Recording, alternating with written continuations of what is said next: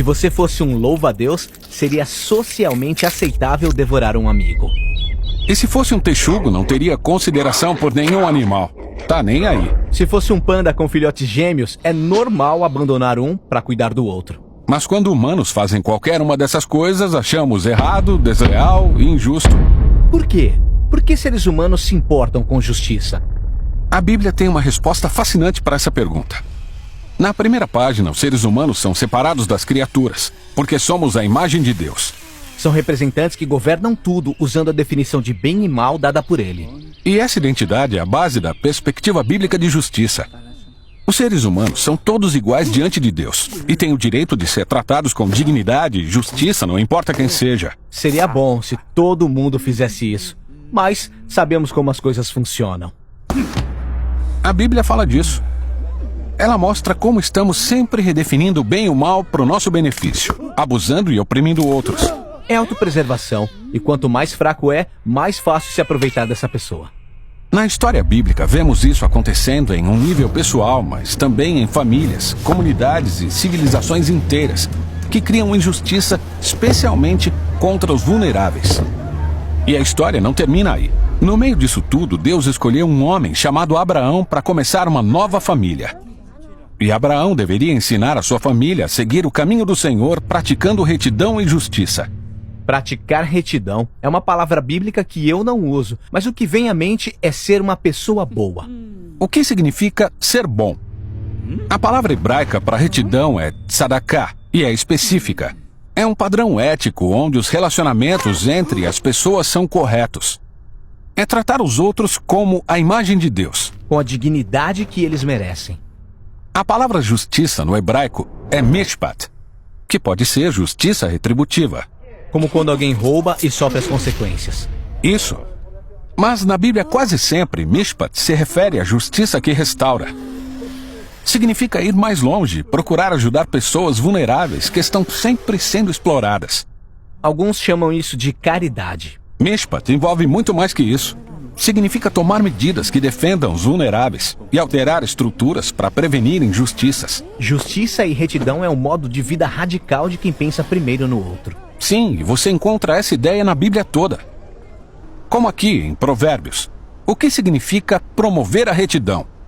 Abra sua boca por aqueles que não podem falar por si mesmos. E o que isso significa para os profetas como Jeremias?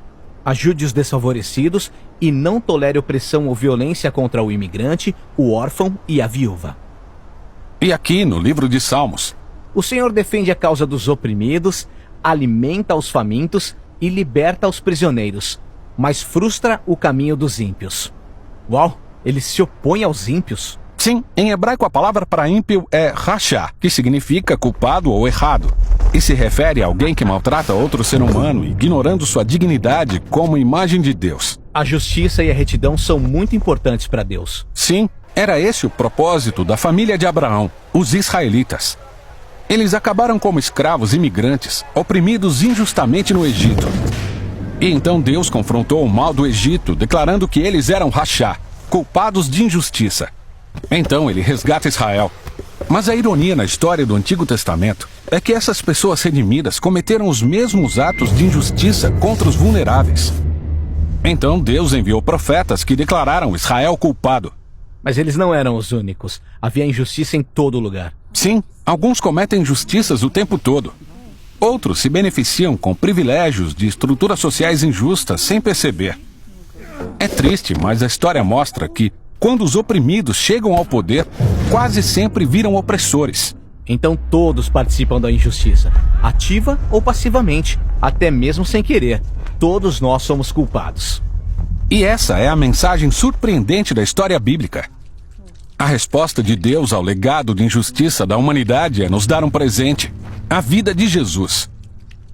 Ele foi reto e justo e ainda assim morreu em nome dos culpados. Mas então, Jesus foi declarado justo por Deus, quando ressuscitou dos mortos.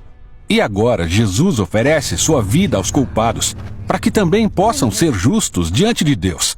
Não por nada que tenham feito, mas por causa do que Jesus fez por eles. Os primeiros seguidores de Jesus experimentaram a justiça de Deus não só como um novo status, mas como o poder que mudou suas vidas e os fez agir de forma diferente.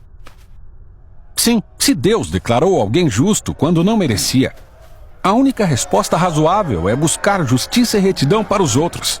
Esse é um modo de vida radical e nem sempre é conveniente ou fácil. É ter coragem para fazer dos problemas dos outros os meus problemas. É isso que Jesus quis dizer com amar o próximo como a si mesmo. É um compromisso de vida alimentado pelo que disse o profeta Miqueias. Deus disse a vocês, humanos, o que é bom e o que ele requer. Praticar a justiça, amar a misericórdia e andar humildemente com o seu Deus.